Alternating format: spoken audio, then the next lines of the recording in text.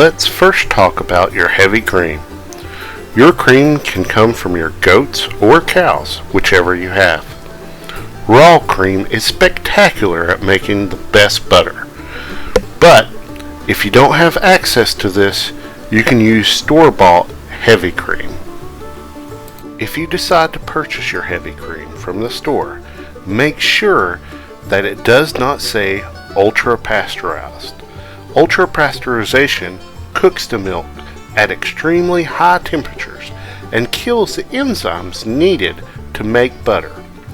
Pasteurized is fine, however ultra-pasteurized is not. You also need to know that if you are using cow's cream, the cream needs to be between 60 and 62 degrees when starting this process. However, if you are using goat's milk, it can be used right out of the refrigerator.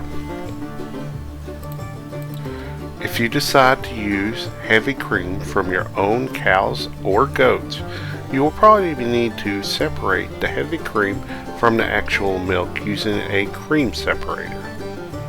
Homemade butter from cream or store-bought heavy cream can be simple if you know a few tips and tricks. There are several methods that can be used, and we will take you through 4 of them, and I will let you know the pros and cons of each. The first method we are going to discuss is the jar shaking method. This can be a fun activity with kids, simply because it'll give them a good workout and save your arms instead. You will need a quart-sized mason jar with a lid and cream. The cream should not be filled inside the mason jar more than halfway. The next step is easy. Just shake it like a massive shake weight. Well, I guess you wouldn't say it's easy because you will get an arm workout. My arms were exhausted after this activity. However, shaking is all that I had to do. This will take anywhere between 8 to 12 minutes depending on how vigorously and how spry of shaking you can do. During any method that we are showing you, you will get to the point where the cream is smooth and whippy. This is whipped cream. If you wanted to stop at this point for homemade whipped cream, you could. All you need to do is add a little bit of vanilla extract and powdered sugar, and it'd be the best whipped cream you've ever tasted. However, if you want butter, you gotta keep shaking. There will also be another point that the sound of the jar's contents will change. You will hear a slushing sound. When you hear this, you will be able to see the buttermilk separating and butter forming. Once this happens, simply pour the buttermilk out and you'll have butter. Phew, my arms are exhausted, but we have butter now.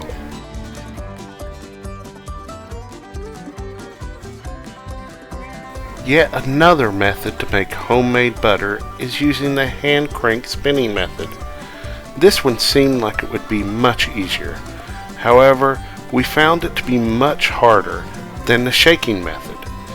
You simply put the correct temperature of cream inside the jar and turn the crank to spin the contents. This method took 16 minutes, and I have to admit, it was not easy.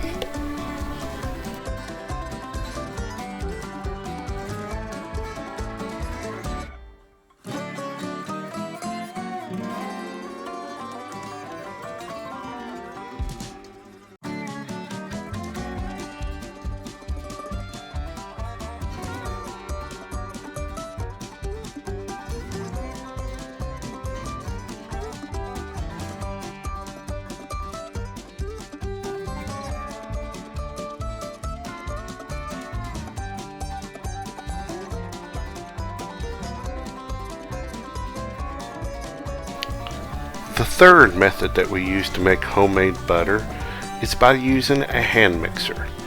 This method is okay, except you must have a splash guard. You can see here where the heavy cream has become whippy cream. It makes my mouth water just looking at it. I could stop here and add some vanilla and powdered sugar, but for this video, I'll keep going. This method took approximately 14 minutes. You must make sure you don't have too much cream to start out with, or your time will double. Half or even less than half of the cream to begin with is what you'll need to aim for. When the buttermilk separates from the butter, the splash guard comes in very handy. If you don't have a splash guard, expect a mess.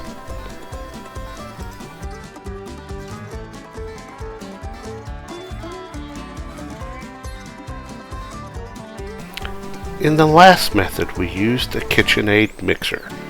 Now, I'm fairly new to the KitchenAid, but I must say it's helpful to have. I realize that in an s.h.t.f. situation, we won't have the ability to use the fancy kitchen equipment. In that case, at least I have the knowledge that the mason jar or the hand crank methods will work without electricity. Just like before with the hand mixer, you must make sure not to add too much heavy cream, or your KitchenAid mixer will be going for quite a while. Only fill the bowl halfway or less than halfway full. This method took about 9 minutes or so, and we were happy with the outcome. I simply turned it on and let it do its thing. I could walk away and do other things. I'm fortunate that it came with a splash guard, which made it much easier when the buttermilk separated from the butter.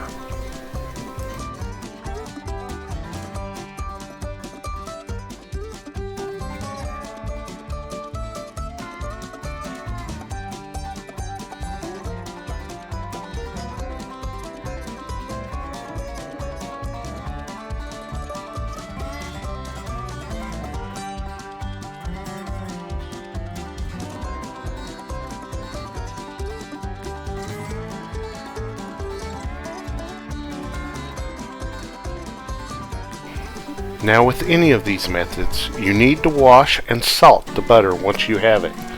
You can skip the salt, however the salt plays a big role in drawing out the buttermilk from the butter and preserving it. The reason you want to get as much of the buttermilk away is because the buttermilk will make the butter go bad faster. You'll need to take small handfuls of butter and squeeze out as much buttermilk as possible. Then wash it under a bit of cool water.